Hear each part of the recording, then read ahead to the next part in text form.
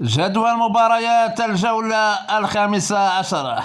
البطولة الاحترافية إنوي القسم الوطني الثاني الموسم 2024-2025.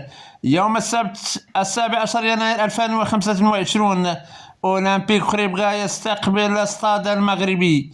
الراسينغا الرياضي يستقبل شباب أطلس خنيفرة. الوداد الفاسي يستقبل النادي القنيطري. اتحاد يعقوب المنصور يواجه الكوكب المراكشي. يوم الأحد 18 يناير 2025 رجاء بني ملال يستقبل سريع واتزم. شباب بن قرير يستضيف الاتحاد الإسلامي الوجدي.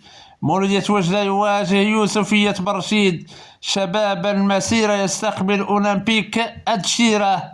كل المباريات تنطلق على الساعة 3 بعد الزوال بتوقيت المغرب.